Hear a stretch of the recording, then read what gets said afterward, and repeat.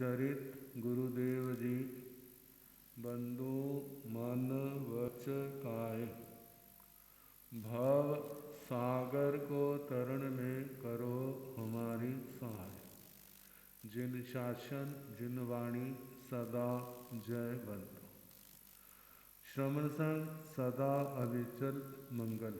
मुक्ति को प्राप्त श्रमण भगवान महावीर स्वामी, उनकी परम पावन कल्याणी भागवती वाणी, वाचक प्रमुख श्री इंद्र भूति गौतम आदि गणधर भगवंत, युग प्रधानाचार्य परम पूज्य श्री सुधर्मा स्वामी जी महाराज, उनकी परम पावन पाठ परंपरा, वर्तमान आचार्य ध्यान योगी परम पूज्य श्री शिव मुनि जी महाराज एवं गुरुजन सबके पावन चरण सरोजों में मेरा अनंत अनंत बार वंदना नमस्कार।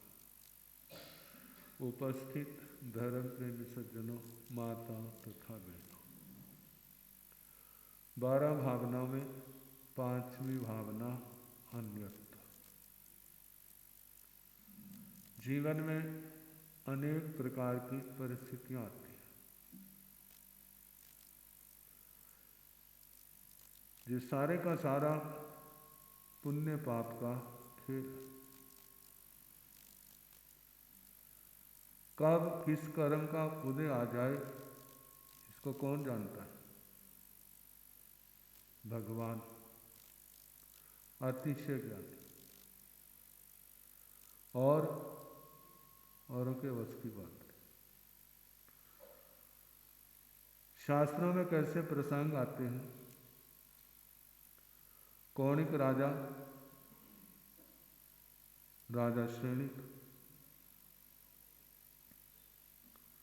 कितने प्यार से पाला था उस बच्चे को, कितना दुलार लाड़ प्यार, जो उस बच्चे का भाग्य है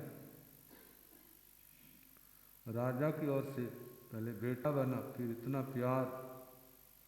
रानी ने तो रूढ़ियों पर गिर दिया था, लक्षण अच्छे दिखाई नहीं दिए थे, लेकिन राजा ने डांटा, मेरा बेटा कैसे गिर दिया। एक बाजार में बिकते हैं, कैसे उसका पालना पोषणा हुई, जब उंगली में इन्फेक्शन होगी कैसे चिल्लाता था, आवाज़ सुनकर कैसे वह राजा भागा भागा आता था और उस बच्चे के उंगली को मुंह में डाल के उसकी मुबाद को चूस के बाहर गिरता था ताकि इस बच्चे को। और संसार के अंदर ये धारणा ना, जिसका हम करते हैं, जब हमें ज़रूरत पड़े तो वो हमारा भी क्या करे, हमें भी वो वैसा सहयोग दे। सहयोग नहीं मिलता ऐसी बात नहीं, लेकिन उस सहयोग को पाने के लिए अपना पुण्य भी तो होना चाहिए। जब पुण्य होता है तो सबका सहयोग मिलता है। जरूरत एक ही होती है और आते 10, 20, 50 भी आ जाते हैं, जबकि इतनी जरूरत नहीं होती।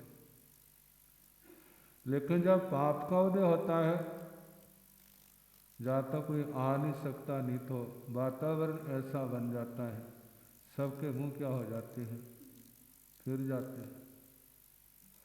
जब वह बच्चा युवावस्था में आया, राजा वृद्धावस्था में, जबकि ये होना चाहिए कि हमारे राजा वृद्धावस्था में है, हम आगे ना हो रखें तो उनको, लेकिन उनकी दाएं बाएं भुजाएं बन करके, दाएं बाएं पांव बन करके हम उनके क्या बने, सहयोगी बने। उनका भी अपने परिवार के ऊपर क्या हो, गौरव हो। लेकिन कर्म गति तो अपनी है ना, कर्म तो कुछ और नाच नचाते हैं।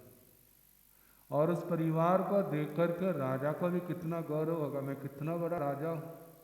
ये गौरव रखना नहीं चाहिए, लेकिन हो जाता है। अब व्यक्ति क्या सोचता है, कहाँ उसके किन सपनों में जीता है, लेकिन पाप का उदय, बच्चों में विद्रोह की भावना आ गई। कहते बुढ़े हो गए हैं, राज छोड़ते नहीं हैं, हम कब करेंगे, हमें भी तो अपना जीवन जीना है। कह देते हैं ना, जब माँ बाप अपने अधिकार नहीं देते, बच्चे जवान होते हैं, कहते अपने हाथ में सारी कुंजी रखी हुई है, हमें कुछ, हमें क्या दे रहे हैं, हम इनके हर समय हाथ पसारने पड़ते हैं। कहते हैं किसी शत्रु के आगे तो नहीं पसारे, किसके आगे पसारे।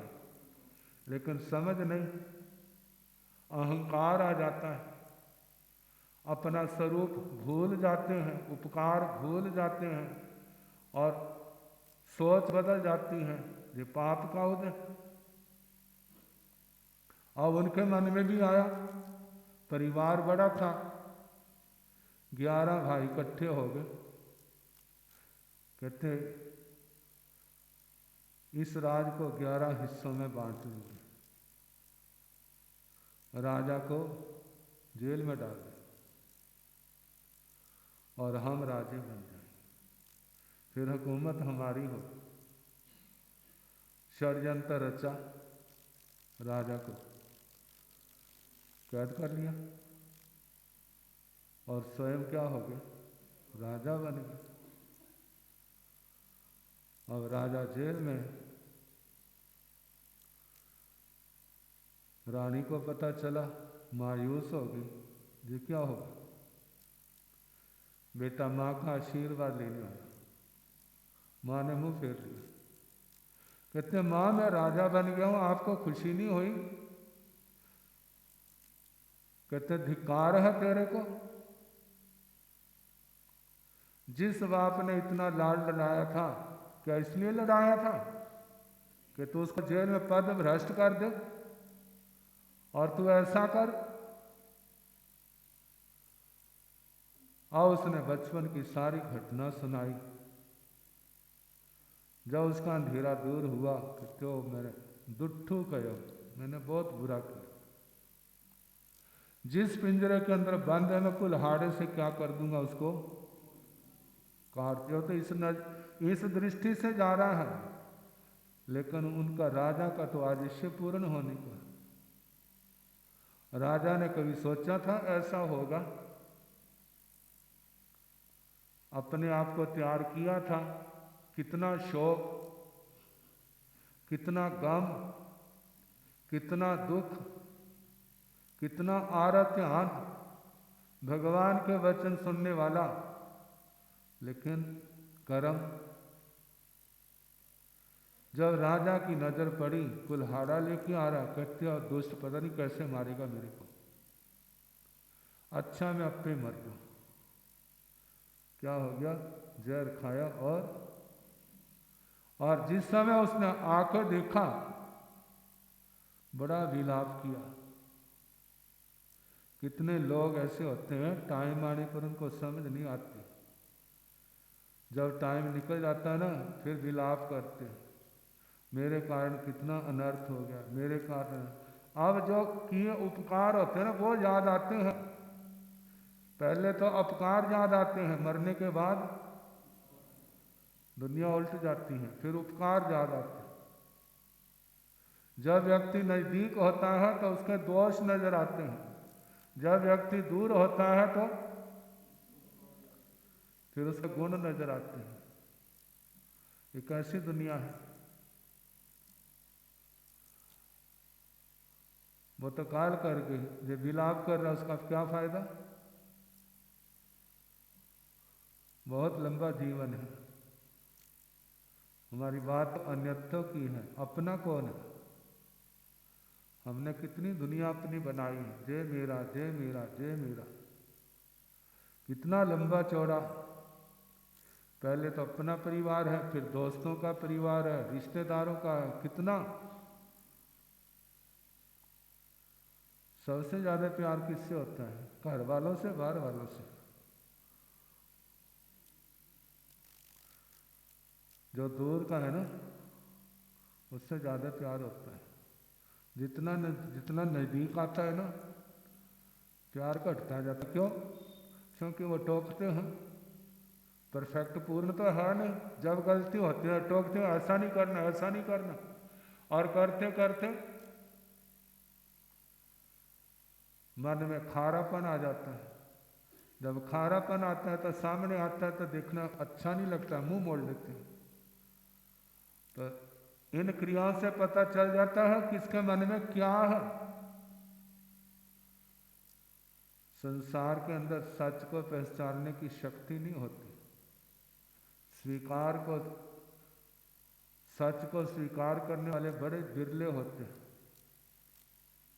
सन्मार्ग दिखाने वालों का उपकार मानने वाले बहुत कम होते हैं। वहाँ पर मोह का ऐसा पर्दा पड़ा है कि जो उन मार्ग से रोकते हैं वो क्या लगते हैं, वो खारे लगते हैं, और जो उन मार्ग पर चलने में सहयोग देते हैं वो क्या लगते हैं, मीठे लगते हैं। लेकिन परिणाम कैसा होता है, जब दूसरा पक्ष सामने आता है तो रोने के अलावा, पश्चाताप के अलावा कुछ नहीं रहता। कहते हैं इस जीवन है ये किसी काम नहीं आना, ये देह, इस देह के द्वारा धर्म कमा लो, अच्छे काम कर लो, ताकि हमारा भविष्य क्या हो, उत्तम हो, श्रेष्ठ हो। करेंगे तो होगा, और आखिर में इस देह का क्या होगा, कोई अग्नि के अंदर जला देगा, कोई मिट्टी में दफना देगा, क्या बनेगा, सब जल जाएगा, गल जाएगा। जीते जी रह करके जिसने शरीर से भले काम किया, तप किया है, संयम पाला, नियम व्रत पाले हैं, या पुण्य किया है, उपकार किए हैं, भले काम किया है, वो उसके अपने हैं। बाकी सब जो पाप किए तो वो भी क्या होंगे, सिर पर चढ़ेंगे, वो भी समय आने पर परिणाम भोगना पड़ेगा। तो कहा सोचो, आत्मा को सदा तैयार रहना, एक दिन आएगा जहाँ से सब कुछ छोड़ के जाना पड़ेगा। क्या जाएगा साथ, केवल किया हुआ अच्छा और बुरा कर्म, धर्म जैसा किया है, अच्छा किया है तो अच्छा, नहीं किया है तो उसका परिणाम, उसका नुकसान इसी आत्मा को सहना पड़ेगा। जब जाएगा तो उस समय इस आत्मा के साथ कौन होगा, जो कर्म होंगे, बाकी सब कुछ रह जाएगा। कोई गम मनाएगा, शोक मनाएगा, कोई खुशी मनाएगा, जैसा जैसा जिसके साथ रिश्ता होगा। अच्छा होगा तो वो शोक मनाएगा, और जिसके साथ कड़वाहट है वहाँ पर कहते मेरा एक दुश्मन कम हो गया। कहते कम कोई नहीं हुए, ये संस्कार तो साथ ही रहते, आगे फिर इकट्ठे होंगे, फिर क्या हो जाएंगे, वही दुश्मन आ जाएगा, शत्रु आ जाएगा। भगवान ने कितना अच्छा रास्ता बताया।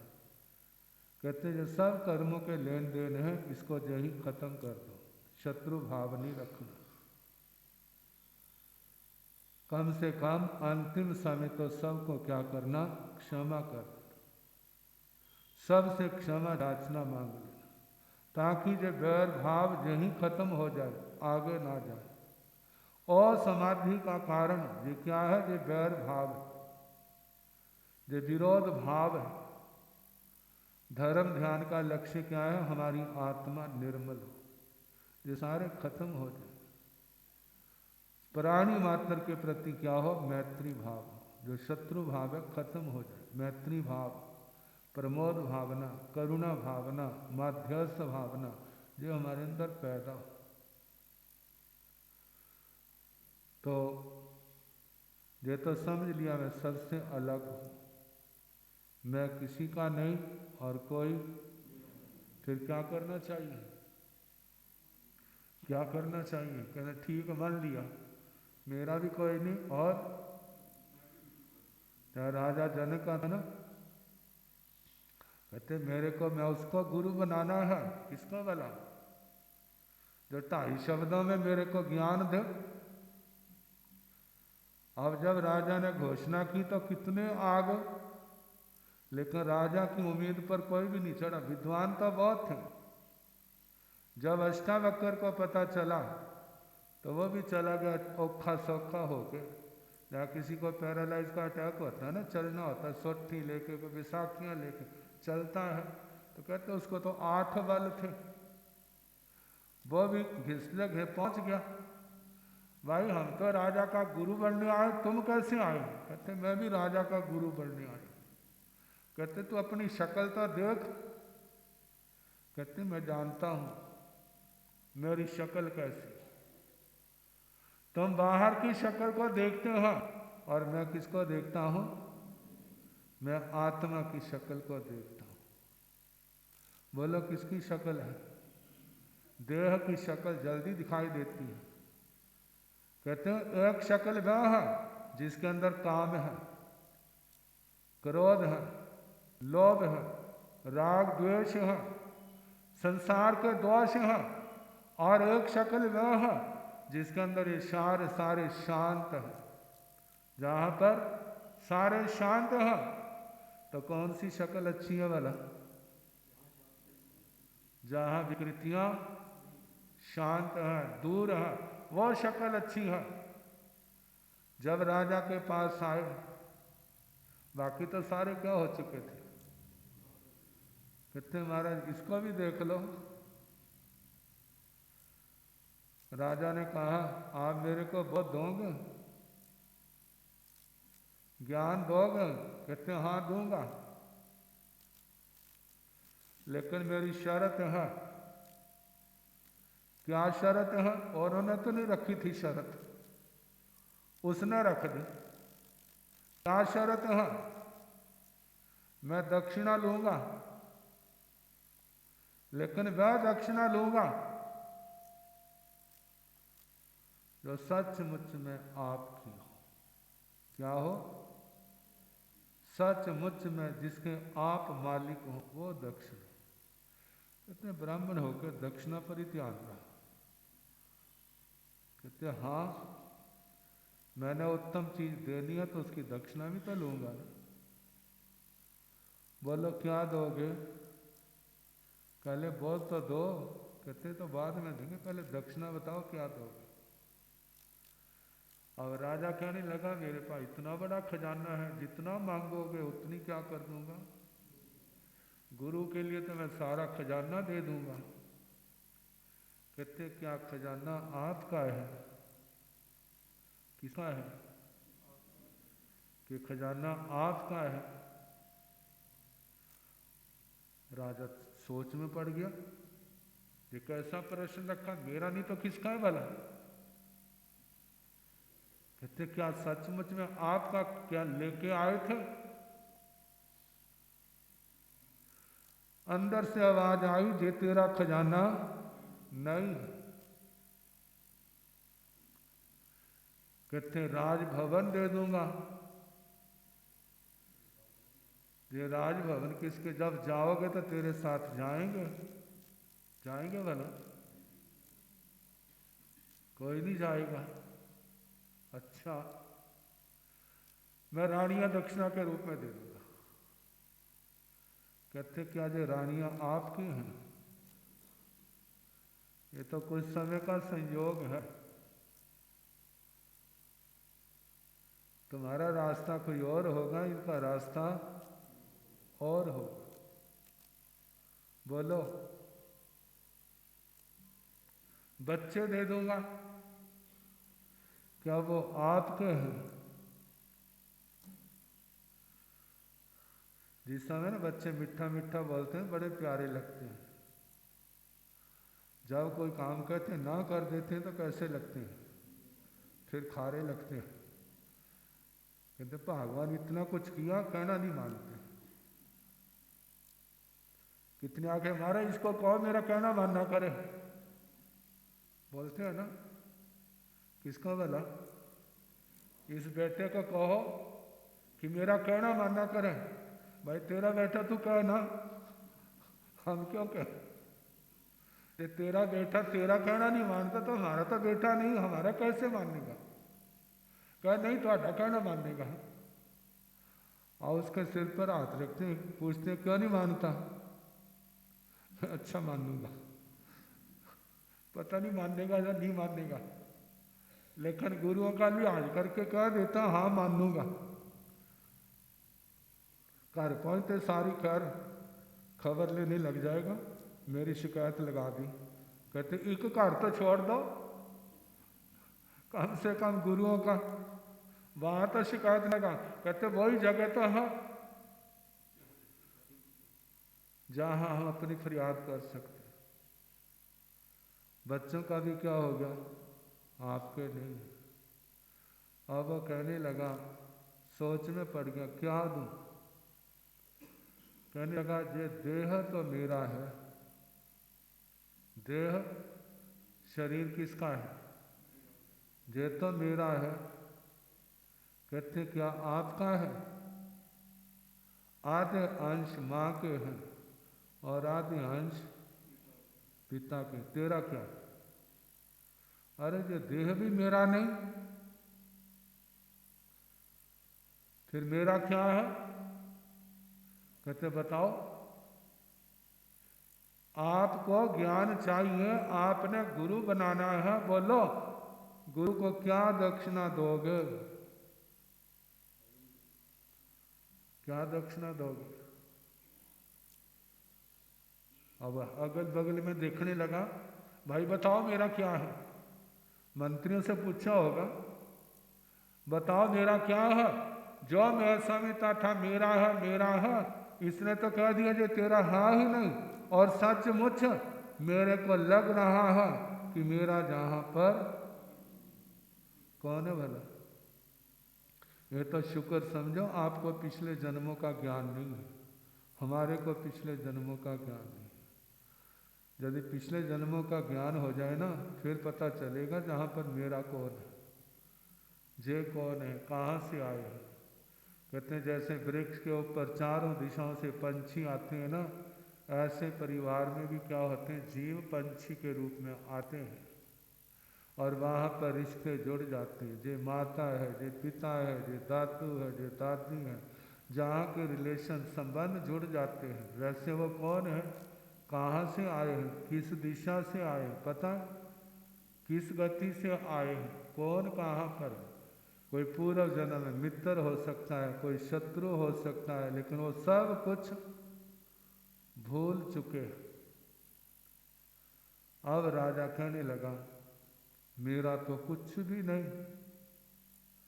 कहते मेरा भी इस दुनिया में कोई नहीं, तेरा कुछ नहीं, मेरा भी नहीं।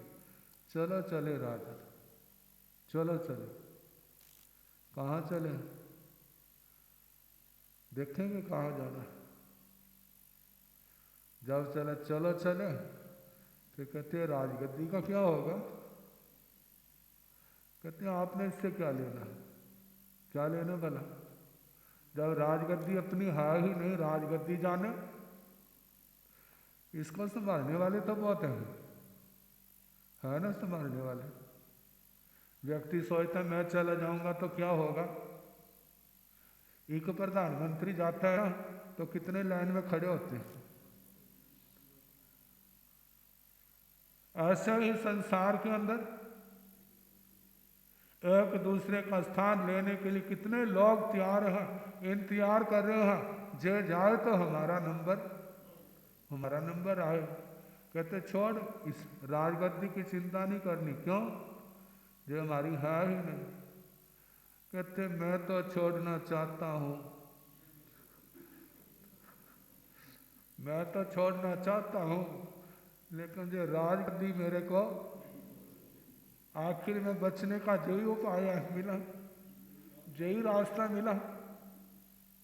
महाराज मेरा मन तो बड़ा करता मैं दीक्षा ले लूं, लेकिन क्या करा, घर वाले नहीं छोड़ते। एक भाई ऐसा घर में खूब थूम तो होती, और फिर हमारे पास आके कहते महाराज ऐसा ऐसा। मैं तो क्यों पीछे पड़ा, वो तेरे गुरुजी वहां बैठे, मैं दीक्षा ले ले। कहते महाराज मैंने दीक्षा ले ली, परिवार रुल जाएगा। परिवार क्या हो जाएगा, अब क्या हो रहा है परिवार को, अब भी तो रुल रहा है, तुम भी रो रहे हो, वो भी रो रहे हो। कहते नहीं महाराज रुल जाए, मैं दीक्षा नहीं लूंगा। देख किसका प्रभाव है, मोह का प्रभाव है। अब राजा कहता है मैं तो छोड़ना चाहता हूँ, जो राजगद्दी नहीं छोड़ती मेरे को। कहते बड़ा क्या कहूँ, होशियार कहूँगा चालाक कहूँगा, बड़ा होशियार बन रहा है। फिर अगले दिन के प्रसंग से समझाया कि पकड़ने वाले तुम स्वयं हो। राजगद्दी ने आपको, जब आज सांस निकल जाएंगे तो देखना राजगद्दी आपको छोड़ेगी, जहाँ नहीं छोड़ेगी। तो मतलब क्या इस सब था? धर्म आराधना के महत्व को समझें। जीवन में सामायिक नवकार मंत्र हमारा इष्ट मंत्र है। नवकार मंत्र हमारा इष्ट मंत्र है, जो हमारे धर्म का सार है। लोगस का पाठ 24 तीर्थंकर भगवंतों का, जिसके अंदर नाम है, उनको नमस्कार है, उनका गुणगान है, और अपनी भगवान के आगे सद्भावना है। मेरा क्या रास्ता होना चाहिए? नमोत्थनम का पाठ जब इंद्र महाराज सिद्ध भगवंतों को, अरिहंतों को नमस्कार करते हैं तो किस पाठ से करते हैं? नमोत्थनम के पाठ से। गुरुओं के माध्यम से समय का पाठ मिला है, जो हमारा गुरु मंत्र है। वो गुरु मंत्र क्या है? पाप कर्मों का त्याग करना। लक्ष्य तो होना चाहिए मैं सारी उम्र के लिए, आयु के लिए छोड़ दूँ। चलो सारी आयु के लिए नहीं छोड़ता, मोटे पापों का तो मैंने गुरु धारणा लेते समय त्याग कर दिया था, लेकिन अब छोटे पापों का भी कम से कम ज़्यादा नहीं तो एक मुहूर्त के लिए, 2 घड़ी के लिए तो छोड़ दूँ।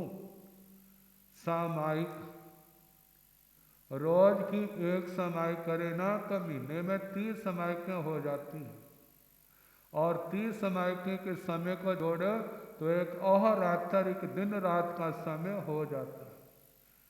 1 महीने का 1 दिन तो 12 महीने के कितने दिन हो गए? 12 दिन हो गए। ये मतलब साधु जीवन का अभ्यास। ऐसे रोज समायिक करनी, जीवन भर 1 से 2 भी तो की जा सकती हैं। देखो राग रंग में, सैर सपाटे में इतना समय चला जाता है, लेकिन धर्म ध्यान, इसके अंदर समय जो जाएगा उसकी कीमत होगी, बाकी की कोई कीमत। बाकी रास्ते तो है पुण्य खर्चने के, पाप इकट्ठा करने के, और ये धर्म का रास्ता है पाप को खत्म करने का और पुण्य को बढ़ाने का रास्ता है। लेकिन ये बात जल्दी समझ नहीं आती। जिनके समझ आ जाती है फिर उनको पश्चाताप करना नहीं पड़ता। इसलिए गुरुजन आते हैं, वो संदेश देते हैं, भाई धर्म ध्यान का ख्याल रखना। सामायिक संबर, रात का चविहार, मोटे पापों का त्याग, ब्रह्मचर्य सदाचार का अभ्यास जितना करोगे जो आपकी अनमोल संपत्ति होगी। और जब सारे छोड़ जाएंगे उस समय जो आपके अगल बगल में होगी धर्म ध्यान की संपदा, वह तुम्हें सहारा देने वाली बनेगी। बाकी दुनिया में कोई सहारा देने वाला नहीं होगा। मनुष्य जन्म मिला है तो इसको हम सफल बनाएं। कैसे सफल बनेगा? भगवान गुरुओं की शिक्षाओं का पालन करने से। सहना सीखो। कहना तो बहुत सीख लिया हुआ है, आजकल पढ़ लिख बहुत गए ना, कहना तो बहुत आता है, लेकिन सहना नहीं आता। सहना सीखो। बोलो थोड़ा, सहने का अभ्यास करो। जिसको सहने का अभ्यास है वो धर्म ध्यान कर सकता है, जिसको सहने का अभ्यास नहीं है ना वो धर्म ध्यान नहीं कर सकता। मानव समाज के अंदर किसी ने कुछ कह दिया तो उस समय सहना नहीं आता है तो क्या होगा? समायिक होगी, कि रौद्र ध्यान होगा, एकदम आवेश आ जाएगा, समय कहाँ जाएगी वाला कोई पता नहीं, सब कुछ भूल जाएगा। यदि सेना आता है तो समय की सुरक्षित रहेगी, उसकी आत्मा भी क्या होगी, सुरक्षित रहेगी। बस इन बातों का ध्यान रखना। संत तो आते भी हैं, जाते भी हैं, कई बार आपके क्षेत्र में आए, और आए हैं तो जाना भी होगा। 12 तारीख को आए थे, आज 4 तारीख हो गई। जितनी फर्सना आपका प्यार, भक्ति भाव, उसमें तो कोई कमी नहीं है। सर्दियों में भी सारे काम छोड़ करके आप भगवान की वाणी सुन रहे हो, आगे भी सुनते रहना। अभी तो जीवन है, कितनी बार आएंगे कोई पता नहीं अभी तक। तो आप सब ने लाभ लिया, बहुत बहुत साधुवाद। जैसा प्यार अब देखने में आ रहा है, आपका आपस में प्यार ऐसे बना रहे, हमारी तो शुभकामना है, सद्भावना है। क्योंकि जहाँ पर संगों में आपसी तालमेल होता है, तो वहाँ पर साधु सतियों को भी ज़्यादा बुलाने की जरूरत नहीं पड़ती, अपने आप आते हैं। लेकिन जब बिखराव आ जाता है तो साधु सतियों का आना भी क्या हो जाता है, हट जाता है। धर्म ध्यान भी जो सच्चा है वो नहीं होता, दिखावे का तो बहुत हो जाता है। तो बस इन बातों का ध्यान रखना। आपके जहाँ रहे बहुत सेवा का आप सब ने लाभ लिया, व्याख्यान सुना, भगवान की वाणी सुनी, ऐसे आगे भी सुनते रहे। और इस प्रवास के दौरान हमारे संतों के द्वारा किसी भी भाई बहन को कहने में, सुनने में कोई भी बात आई हो तो मन वचन काया से कीमत खमोना मिच्छामि।